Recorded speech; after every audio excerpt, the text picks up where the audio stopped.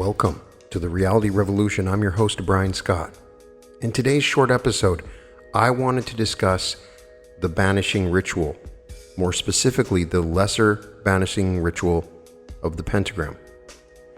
In particular, this ritual is discussed in the Law of One as the primary ritual that is used to cleanse the room of negative entities, negative energies, negative spirits.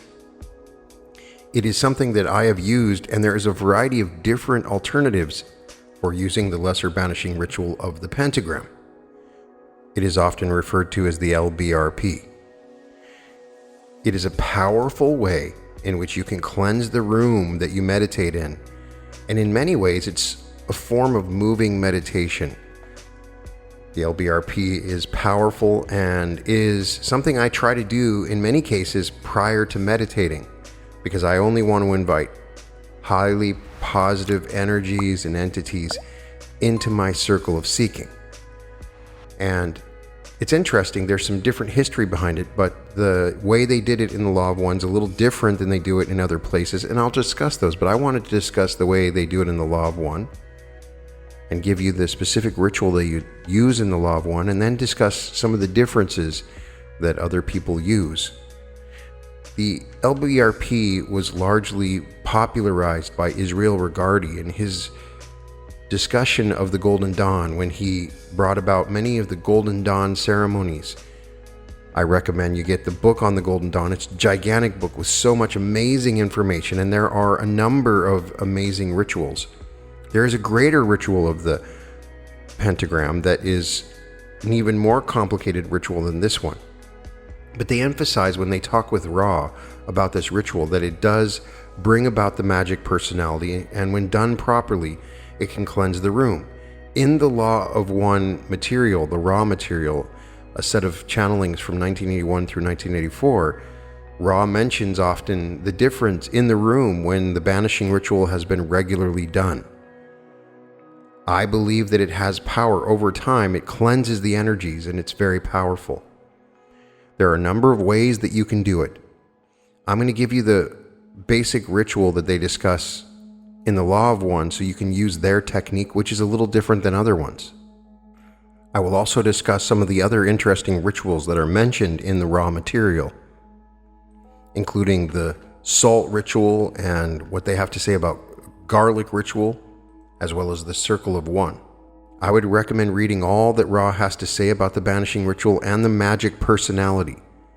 There's also a good deal of information on the internet regarding the banishing ritual of the Lesser Pentagram, especially videos. When discussing the LBRP, Jim McCarty says that regarding his house, it was blessed by angelic presences before he even moved there. Since then, there have been nearly 40 years of channeling, spiritual gatherings, and the banishing ritual that has made his house an entity that provides a powerful support for any spiritual endeavor, especially channeling. Your homes are lovely environments that you are blessing with your presence, but you are going to take the first steps on the journey of 1,000 miles as you begin to invoke your magic personality to perform the banishing ritual daily in your home and inculcate them with love and light and protection.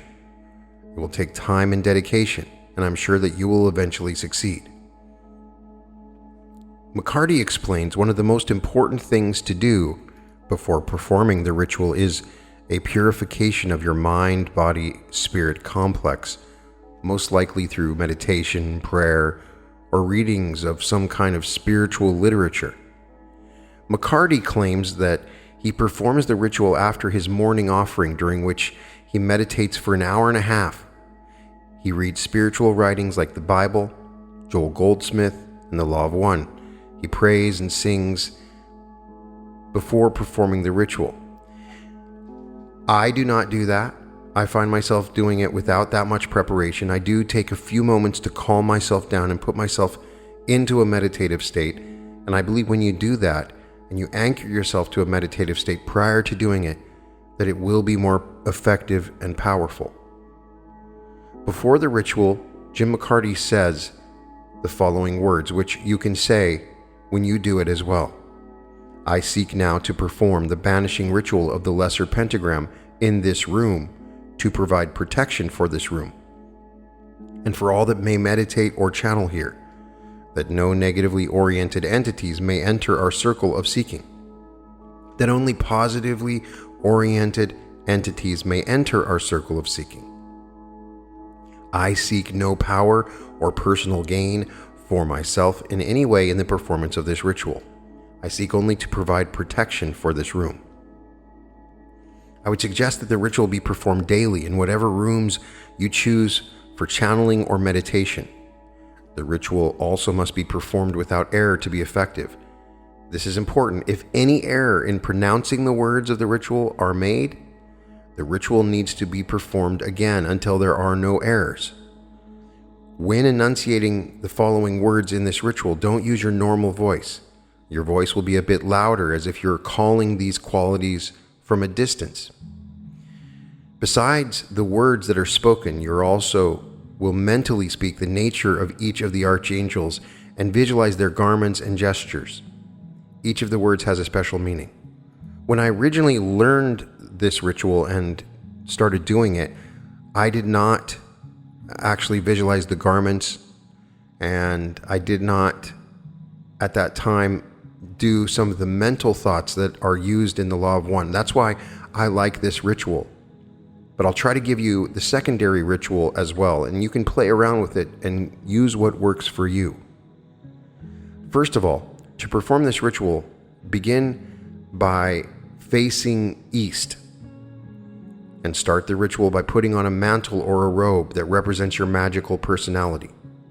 Reach both hands opened over your head as high as you can reach, and feel the magic personality descend into your being as you lower your hands to your sides. In the Law of One, the magical personality is your higher self. I did not actually start doing this until I learned from the Law of One material to put on the robe. I find it super powerful. Now when I do it, I feel like right in those moments, my higher self is tuned in with me perfectly. Before, I would simply do the ceremony and it wasn't as effective. At least it feels like it's more effective when I do this.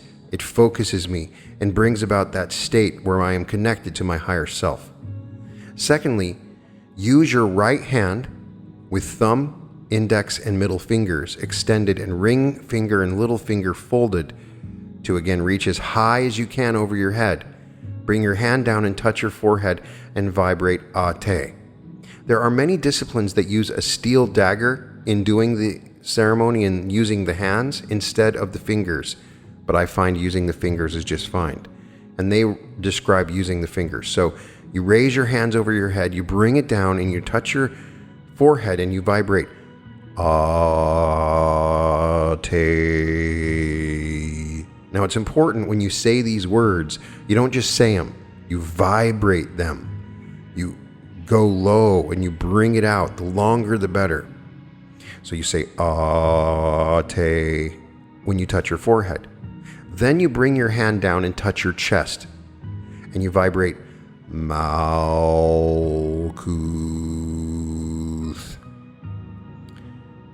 4.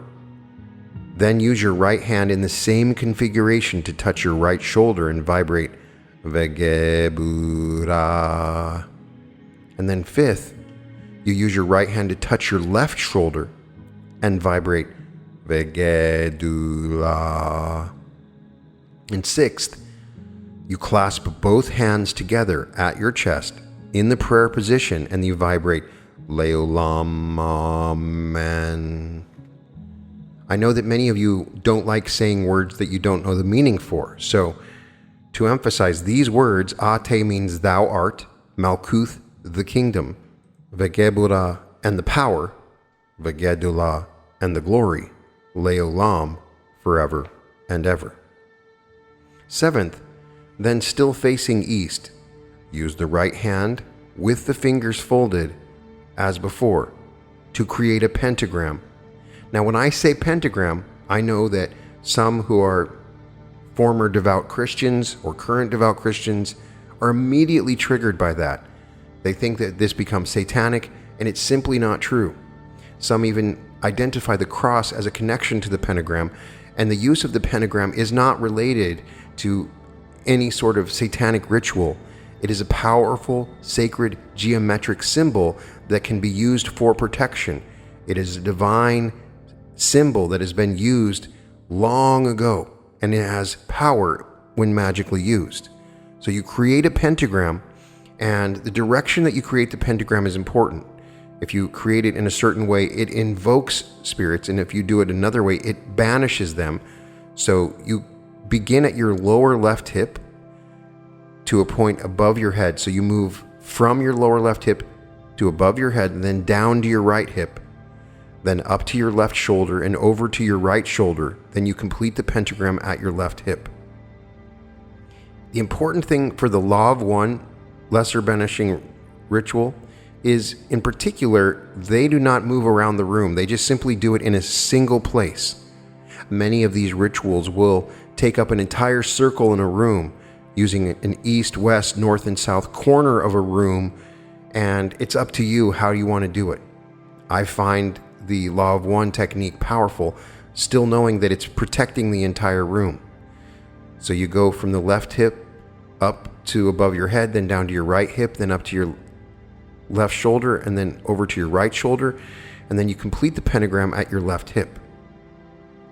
So then, when you're doing this, you want to see the pentagram in the air. Imagine that you're creating a real pentagram. Visualize the pentagram there as you've traced it out. Oftentimes, the more you do this, you'll start to see the pentagram. And then you charge the pentagram by a sharp stabbing motion through the middle of the pentagram with your fingers. The original version of this said Yehovah, and then some say Yod He Vav He. But in terms of the Law of One, they made a unique change that's only related to the Law of One material, and they did Yod He Shin Vav He. You can check out the material for a better explanation of why they made this change. Ra explains that it is more powerful. And in particular, you can find in the Law of One material 41.2, 67.16, and the entire 72nd session, the 74th, 75th, and 76th session as a discussion of these principles.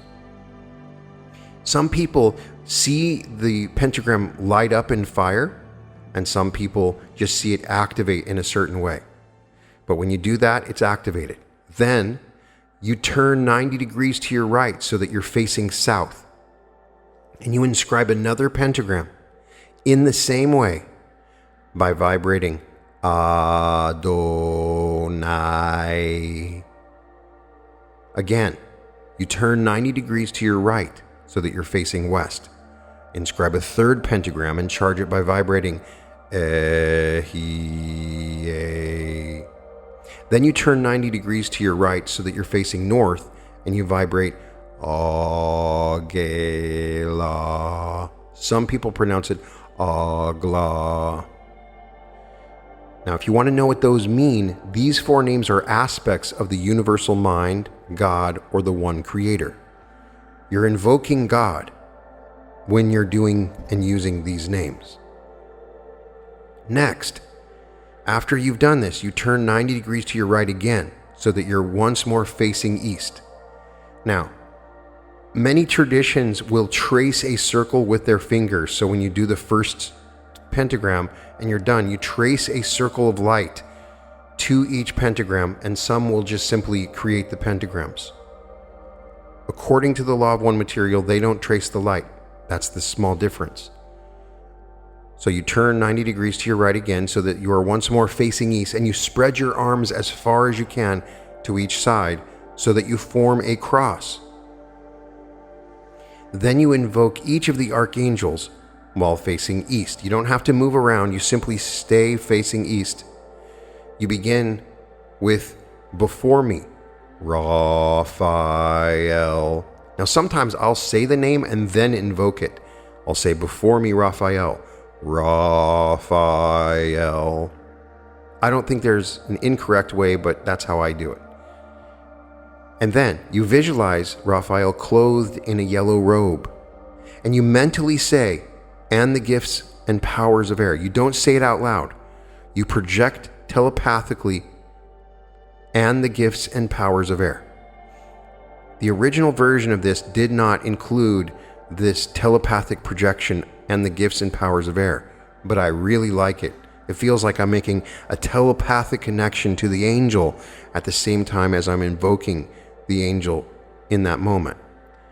So while you're still facing east after you've said that, you then say, behind me, Gabriel. Gabriel.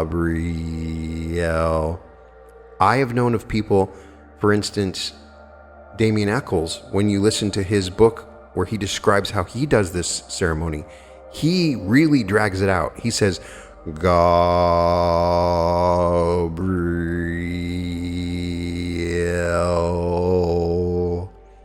And it does appear to be more powerful when I do it. So you experiment with that, how you vibrate it, and it'll become something of your own. When you do this, you see Gabriel clothed in a blue robe, holding a cup of water in his right hand, with his arm extended upwards. And you mentally say, "and the gifts and power of water." Now, continuing to face east, you now say, on my right hand, Michael. Michael. There's differing opinions, but as far as I understand, it is more correct to use the CH and go, so you say Michael. So you say Michael. You see him clothed in a red robe and holding a sword up and pointed towards the sky, and you mentally say, "and the gifts and powers of fire." Still facing east, you then say, on my left hand, Oriel. Oriel. You see him clothed in a robe of olive, russet and black, and he is throwing seed to the ground with his right hand. And you mentally say, "and the gifts and powers of earth." And then lastly, you say, in the Law of One version, you say, "for around me flame the pentagrams, and above me shines the six-rayed star." The original Golden Dawn version says, "behind me shines the six-rayed star," and the Damien Eccles version says, "within me shines the six-rayed star." I have used all three because I have received these rituals in different ways. I like saying, "above me shines the six-rayed star" in this particular ritual because it protects what's above and below. They have also asked Ra and Quo about whether or not you should be protecting up and down. Damien Eccles addressed this in his book on magic, and he also invokes Metatron above and Sandalphon below. But the Law of One version only stops right there. So you can also say, above me I call upon Metatron, and then below I call upon the mighty archangel Sandalphon. So the way that is done in the Law of One, you just simply say, "for around me flame the pentagrams, and above me shines the six-rayed star." You complete the ritual by repeating the opening sequence, extending your right hand high above your head, and you bring your hand down to touch your forehead, saying, Ate. Then bring your hand down to touch your chest and say, Malkuth. Then use your right hand to touch your right shoulder and say, Vegebura. Then use your right hand to touch your left shoulder and say, Vegedula. Then clasp your hands together in the prayer position and say, Leolam Amen. The next thing you would do is you relieve yourself of the magic personality by reversing the gesture you use to clothe yourself in the magical personality by taking your hands from your side and lifting them over your head as though you're removing a robe over your head. In the Law of One tradition, they stamp their foot on the floor to ground the ritual into your space-time environment. There are a number of versions online where you stamp your foot each time you call upon the angel or each time you invoke one of the god names as you go around. Stamping the foot is one way to call upon the angel. The way they do it in the Law of One is they stamp it at the very end to mark the time-space environment. There's a variety of different ways to do this, and some will use much more complicated procedures and elements to do it. But the Law of One aspect of it is super fascinating. They do this ritual every time they go about channeling Quo. Right now, every time they go about channeling Quo, they meditate a little bit, they go in and do the Banishing Ritual, and then they do whatever other ritual they do to call upon Quo. So I have found this powerful because when you do this on a regular basis, you can effectively really cleanse your room. And then in the Golden Dawn book, it talks about using this ritual to eliminate negative thoughts. You can see yourself moving negative thoughts through the pentagram and it dissolves away, or see the negative thought moving outside of the circle that you're in. There's also some different aspects. The opening prayer where you're doing the Kabbalistic Cross, some will envision themselves in a different way, much, much bigger than the earth, as big as the universe, and they see the earth as a tiny dot when they do that. One of the cool things that I love about Damien Eccles' procedure for doing the Banishing Ritual, when he does the Kabbalistic Cross, he imagines a pillar of light moving all the way to the very top of the universe when he says Ate. And then when he says Malkuth, he sees that light going down to the bottom of the universe. And when he says Vagebura, touching his right shoulder, he sees a pillar of light moving all the way to the right of the universe. And then when he says Vagedula, he sees a pillar of light moving all the way to the left. Then when you say Leolam Amen, you see a pillar of light moving through your heart directly in front of you. This sort of anchors you into the space that you're in prior to doing the ritual. If you think that this, for some reason, is against your religion, then don't do it. If it doesn't resonate with you, forget about it. But it's very interesting that many secret societies, mystery schools will require you to do this on a regular basis. And when you become an apprentice with the Golden Dawn, they require you to do this on a regular basis. It is the beginnings of you getting in touch with your magic and gaining control over the magic in your environment. The key element to becoming a magician, and we are all magicians, we are doing magic with every thought and every breath, is for us to gain control over the energies in our environment. We need to be able to banish negative energies. We need to be able to attract positive energies. And you may discount this as saying it doesn't work, but so many people have done this ritual. And it is so effective that it is sort of locked into the quantum field because of the other people that have done this. Do not discount the power of this ritual, even if you don't believe it. And the reason is so many other people for thousands of years have been doing this ritual. And I believe as you do it more and more, one of the things I know that I'm activating higher density energies is when I feel it in the back of my neck, when I feel the plait activate, when I feel a tingling in my third eye, and when I do this ritual, I feel it every single time. Some people, they will like to ask for an intention with this, beyond just purifying the room. Sometimes I will do this ritual and I will say, I intend to use this space to be of service, to create love on this planet, to vibrate love. I have read in some texts that people like to do this before having any sort of sexual relations with their significant other. And it purifies the room and it makes it better. This is a beginning stage. You can then do additional magics or meditate or whatever it is that you want to do.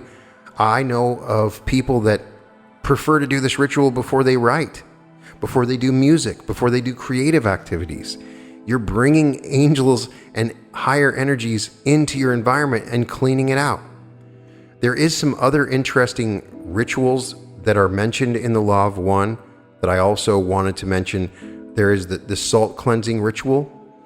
And what they say is If disharmony, negativity, or darker energies have transpired in a particular environment, salt can be used in conjunction with garlic and or the banishing ritual of the Lesser Pentagram, or by itself, to help cleanse the environment of the residual negative energies and negative astral entities in order to return to the area to a neutral vibration. According to Ra, salt absorbs vibrations which have been requested to move into salt when salt has been given water. Further, those of a negative vibration within the dwelling might find coexistence with your group difficult. They said, we suggest the salting and sprinkling of any door which may lead elsewhere than out of the dwelling in order to afford to the entities the understanding they are not desired elsewhere within the dwelling. So you get salt, you get blessed holy water. You can create your own holy water by placing intentions on it. Blessed by intention is their definition of holy water. It may be blessed by intention by yourself or by what our culture would call a holy person. And then they ask for something called a virgin broom, which means a broom that has not been used.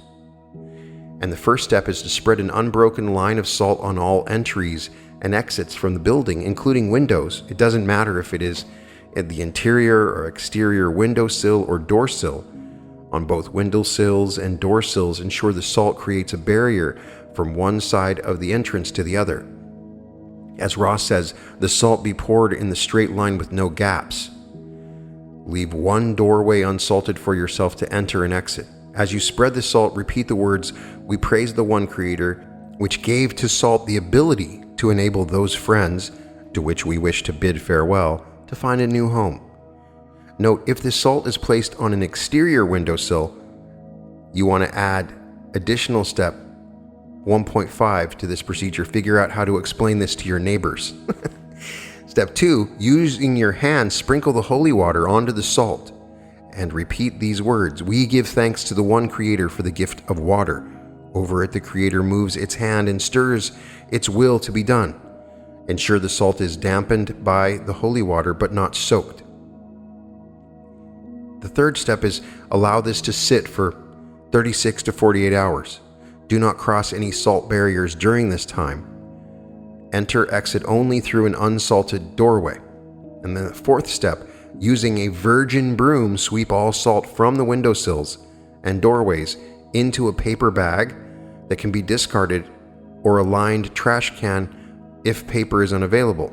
Repeat these words. "We praise the one Creator and give thanksgiving for the spiritual cleanliness of this dwelling place."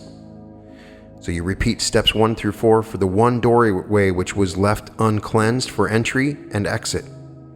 Note, if the entry or exit is still needed through the remaining doorway being salted, in step 5, Ra says the salt may be requested to act as seal and yet allow the passage of gentle spirits such as yourselves. We suggest that you speak to the substance and name each entity for which permission is needed in order to pass. Let no person pass without permission being asked of the salt. In other words, make sure you ask the salt permission for each person that will cross its barrier. You can do this by stating something to the effect of, "I am," and then state your name, "and I come in the love and the light of the one Creator. I would like to ask of our cleansing salt that I, and in the names of others, be allowed to enter and exit through this doorway while the cleansing salt is working to clean our house of any negative or questionable energies. I thank you for your protection and permission."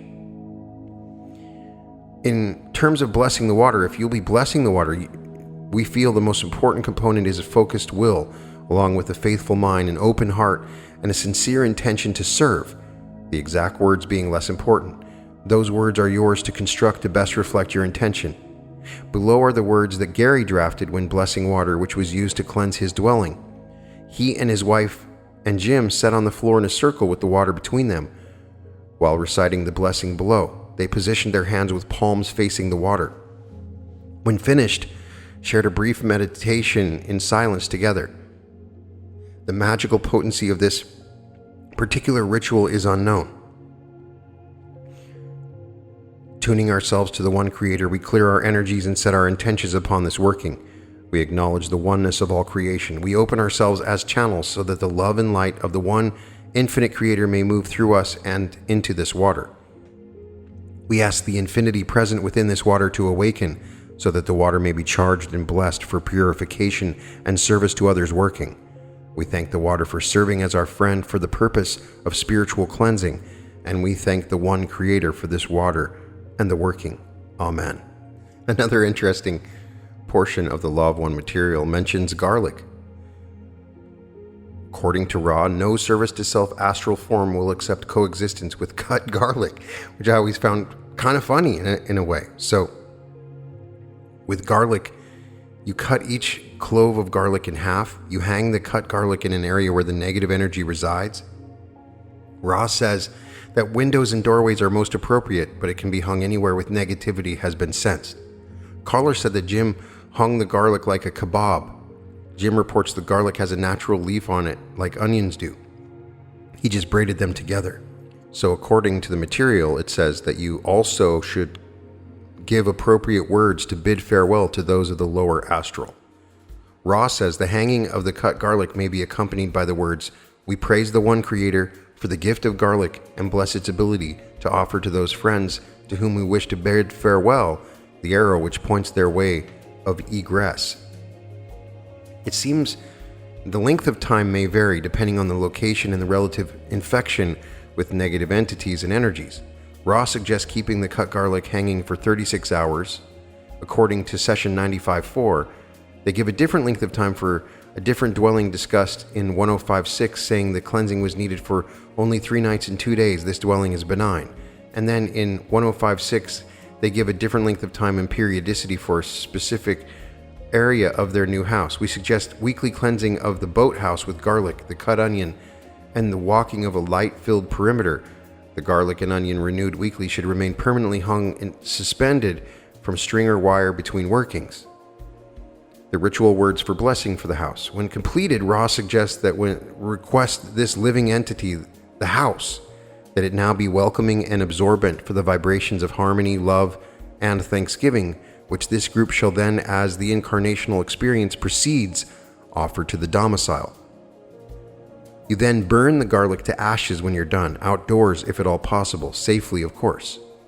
And then you say, according to Ra, as the garlic is burned away, you say, "We give thanks to the one Creator for the gift of spiritual cleanliness in our dwelling place, and seal the departure of all those who have left by this exit, by the consuming of this substance." The final ritual, which may be inconsequential, but I wanted to mention, is the Circle of One. This ritual was likely designed specifically for Carla, Jim, and Don's group. Whether it has application outside of this very unique circumstance is unknown. But I ask those who want to call upon Ra, if you do, then do the Circle of One procedure. And in 1.11 and 1.13, Ra gives the group their first instructions in the methodology of conducting the Ra contact. In the following session 2.5, specifically, Ra gives Don a nudge to ask for additional instructions. This the questioner promptly does. In response, Ra teaches the group the ritual they call the Circle of One. Ra says, "If you have any questions about the proper use of this mind-body-spirit complex, we would appreciate your asking them now." Question: Consider them asked. I mean, I don't have anything to go on. What is the proper use of this instrument? What should we do to maximize her ability to comfort, rejuvenation, etc.? I am Ra. We are pleased that you asked this question, for it is not our understanding that we have the right duty to share our perceptions on any subject, but philosophy without direct question. However, this mind-body-spirit complex is not being correctly used, and therefore is experiencing unnecessary distortions of body in the area of fatigue. The vibrations may well be purified by a simple turning to the Circle of One and the verbal vibration while doing so of the following dialogue. Question: What is the law? Each of you accordingly say these questions and answers. So, question: What is the law? Answer: The law is one. Question: Why are we here? Answer: We seek the law of one. Question: Why do we seek Ra? Answer: Ra is a humble messenger of the law of one. And then together they would do this ceremony. It would be Jim and Don doing this. They both would together say, "Rejoice then and purify this place in the law of one. Let no thought form enter the circle we have walked about this instrument, for the law is one."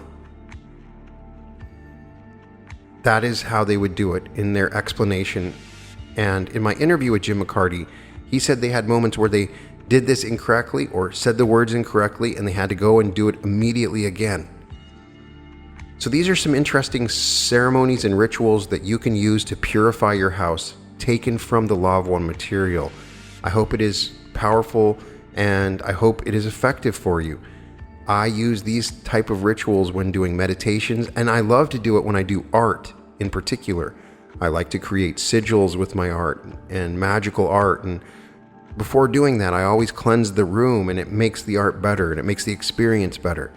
My house feels of a higher vibration when I regularly do these rituals, and I'd love to get your comments and your own personal experiences. Do you have any additions or other rituals that you found to be effective? There are some interesting banishing rituals that you can also find in other texts and other places, but I found this to be a good starting point. Let me know what you think. You can find all episodes of The Reality Revolution at therealityrevolution.com, and welcome to The Reality Revolution.